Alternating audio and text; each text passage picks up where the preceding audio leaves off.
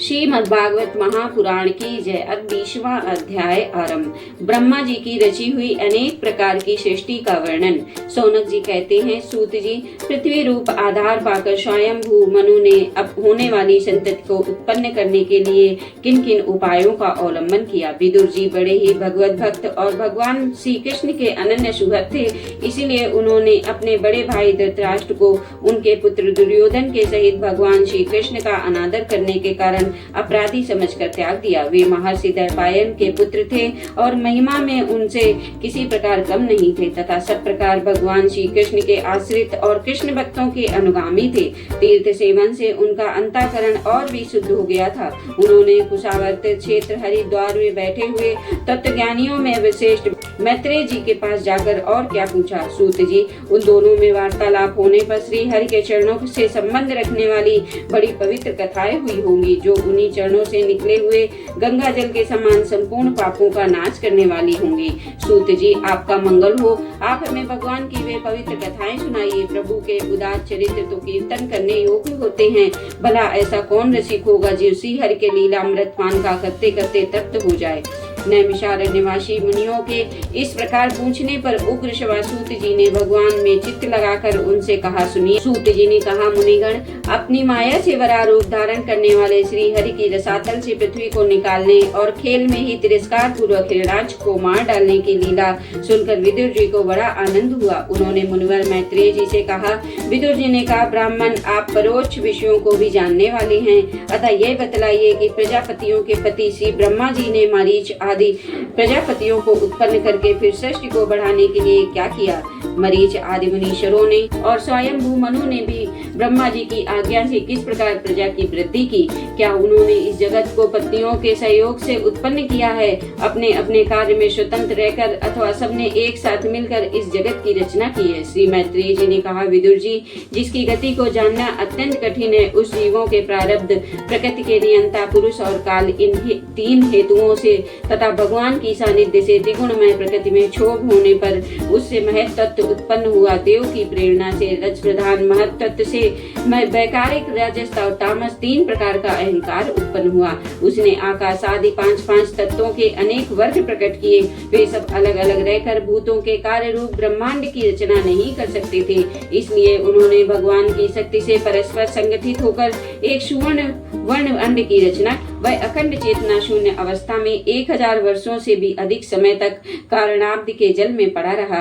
फिर उसमें श्री भगवान ने प्रवेश किया। उसमें अधिष्ठित होने पर उनकी नाभि से सहस्त्र सूर्यों के समान अत्यंत दीप्यमान एक कमल प्रकट हुआ, जो संपूर्ण जीव समुदाय का आश्रय था। उसी से स्वयं ब्रह्मा जी का भी आविर्भाव हुआ। जब ब्रह्मांड के गर्भ रूप जल में शयन करने वाले श्री नारायण देव ने ब्रह्मा जी के अंतःकरण में प्रवेश किया, तब वे पूर्व कल्पों में अपने ही द्वारा निश्चित की हुई नाम रूपमयी व्यवस्था के अनुसार लोकों की रचना करने लगी। सबसे पहले उन्होंने अपनी छाया से तामिस्त्र, अंधतामिस्त्र, तम, मोह और महामोह यो 5 प्रकार की अविद्या उत्पन्न की। ब्रह्मा जी को अपना वह तपोमय शरीर अच्छा नहीं लगा, फिर उन्होंने उसे त्याग दिया। जब जिससे भूख प्यास की उत्पत्ति होती है, ऐसे रात्रि रूप उस शरीर को उसी से उत्पन्न हुए यक्ष और राक्षसों ने ग्रहण कर लिया। उस समय भूख प्यास से अभिभूत होकर वे ब्रह्मा जी को खाने के लिए दौड़ पड़े और कहने लगे, इसे खा जाओ, इसकी रक्षा मत करो, क्योंकि वे भूख प्यास से व्याकुल हो रहे थे। ब्रह्मा जी ने घबराकर उनसे कहा, अरे यक्ष राक्षसों, तुम मेरी संतान हो, इसलिए मेरे भक्षण मत करो, मेरी रक्षा करो। उनमें से जिन्होंने कहा खा जाओ वे यक्ष हुए, और जिन्होंने कहा रक्षा मत करो वे राक्षस कहलाए। फिर ब्रह्मा जी ने सात्विकी प्रभा से दीप्यमान होकर मुख्य देवताओं की रचना की। उन्होंने क्रीड़ा करते हुए ब्रह्मा जी के त्यागने पर उनका वे दिन रूप प्रकाश में शरीर ग्रहण किया। इसके पश्चात ब्रह्मा जी ने अपने जगन देश से कामासक्त असुरों को उत्पन्न किया। वे अत्यंत कामलोलुप होने के कारण उत्पन्न होते ही मैथुन के लिए ब्रह्मा जी की ओर चल पड़े। यह देखकर पहले तो वे हंसे, किंतु फिर वह उस निर्लज्ज असुरों को अपने पीछे लगा देख भयभीत और क्रोधित होकर बड़े जोर से भागे। तब उन्होंने भक्तों पर कृपा करने के लिए उनकी भावना के अनुसार दर्शन देने वाले शरणागत वत्सल वरदायक श्री हरि के पास जाकर कहा, परमात्मन, मेरी रक्षा कीजिए। मैंने तो आपकी ही आज्ञा से प्रजा उत्पन्न की थी, किंतु ये तो पाप में प्रवृत्त होकर मुझको ही तंग करने चली है। नाथ, एकमात्र आप ही दुखी जीवों का दुख दूर करने वाले हैं और जो आपके चरण शरण में नहीं आते हैं उन्हें दुख देने वाले भी एकमात्र आप ही हैं। प्रभु तो प्रत्यक्षवत सबके हृदय की जानने वाले हैं। उन्होंने ब्रह्मा जी की आतुरता देखकर कहा, तुम अपने इस काम कलुषित शरीर को त्याग दो। भगवान के यूं कहते ही उन्होंने वह शरीर भी छोड़ दिया। ब्रह्मा जी का छोड़ा हुआ वह शरीर एक सुंदरी स्त्री संध्या देवी के रूप में परिणित हो गया। उनके चरण कमलों के पायजेब झंकृत हो रहे थे, उसकी आंखें मतवाली हो रही थी और कमर कर्दनी लड़ों से सुशोभित सजीली साड़ी से ढकी हुई थी।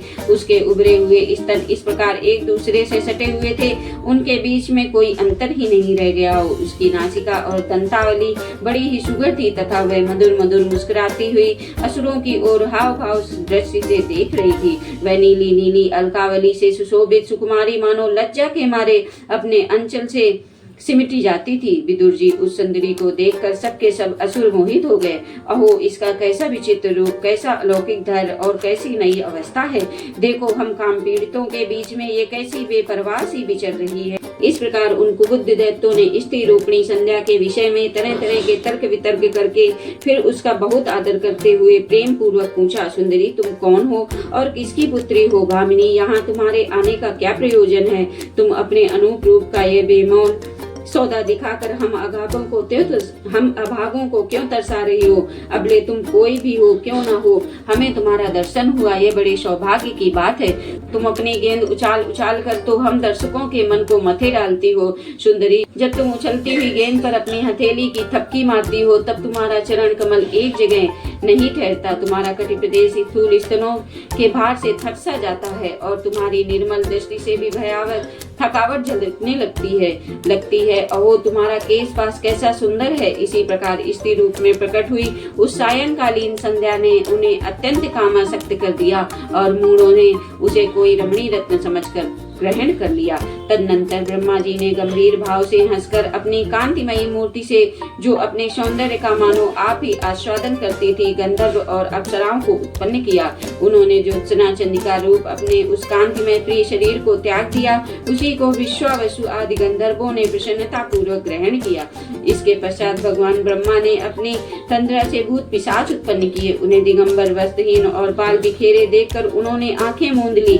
ब्रह्मा जी के त्यागे हुए जमाई रूप शरीर को भूत पिशाचों ने ग्रहण किया। इसी को निद्रा भी कहते हैं, जिससे जीवों की इंद्रियों में निश्चित शिथिलता आती देखी जाती है। यदि कोई मनुष्य झूठे मुंह सो जाता है तो उस पर भूत पिशाच आदि का आक्रमण करते हैं, उसी को उन्माद कहते हैं। फिर भगवान ब्रह्मा ने भावना की कि मैं तेजोमय हूँ और अपने अदृश्य रूप से साध्यगण और पितृगण को उत्पन्न किया। पितरों ने अपनी उत्पत्ति के स्थान उस अदृश्य शरीर को ग्रहण कर लिया। इसी को लक्ष्य में रखकर पंडित जन श्राद्धादि के द्वारा पितर और साध्य गणों को क्रमशः काव्य पिंड और हव्य अर्पण करते हैं। अपनी तिरोधान शक्ति से ब्रह्मा जी ने सिद्ध और विद्याधरों की सृष्टि की और उन्हें अपना वह अंतर्धान नामक अद्भुत शरीर दिया। एक बार ब्रह्मा जी ने अपना प्रतिबिंब देखा, तब अपने को बहुत सुंदर मानकर उस प्रतिबिंब से किन्नर और किमपुरुष उत्पन्न हुए। उन्होंने ब्रह्मा जी के त्याग देने पर उनका वह प्रतिबिंब शरीर ग्रहण किया। इसीलिए वे सब उषा काल में अपनी पत्नियों के साथ मिलकर ब्रह्मा जी के गुण कर्मादि का गान किया करते थे। एक बार ब्रह्मा जी सृष्टि की वृद्धि न होने के कारण बहुत चिंतित होकर हाथ पैर आदि अवयवों को फैलाकर लेट गए और फिर क्रोधवश उस भोगमय शरीर को त्याग दिया। उससे जो बाल झड़कर गिरे वे अहि हुए और उनके हाथ पैर सिकोड़ कर चलने से क्रूर स्वभाव सर्प और नाग हुए, जिनका शरीर फण रूप से कंधे के पास बहुत फैला होता है। एक बार ब्रह्मा जी ने अपने को कृतकृत्य सा अनुभव किया। उस समय अंत में उन्होंने अपने मन से मनुओं की सृष्टि की। ये सब प्रजा की वृद्धि करने वाले हैं। मनुष्य ब्रह्मा जी ने उनके लिए अपना पुरुषाकार शरीर त्याग दिया। मनुओं को देखकर उनसे पहले उत्पन्न हुए देवता गंधर्वादि ब्रह्मा जी की स्तुति करने लगे। वे बोले, विश्वकर्ता ब्रह्मा जी, आपकी उन मनुओं की सृष्टि बड़ी ही सुंदर है। उसमें अग्निहोत्र आदि सभी कर्म प्रतिष्ठित हैं। इसकी सहायता से हम भी अपना अन्न हविर्भाग ग्रहण करेंगे। फिर आदि ऋषि ब्रह्मा जी ने इंद्रिय संयम पूर्वक तप विद्या योग और समाधि से संपन्न हो अपनी प्रिय संतान ऋषि गण की रचना की। उनमें से प्रत्येक को अपने समाधि योग ऐश्वर्य तप विद्या और वैराग्य में शरीर का अंश दिया। बोलो श्री कृष्ण भगवान की जय। बोलो श्रीमद् भागवत महापुराण की जय।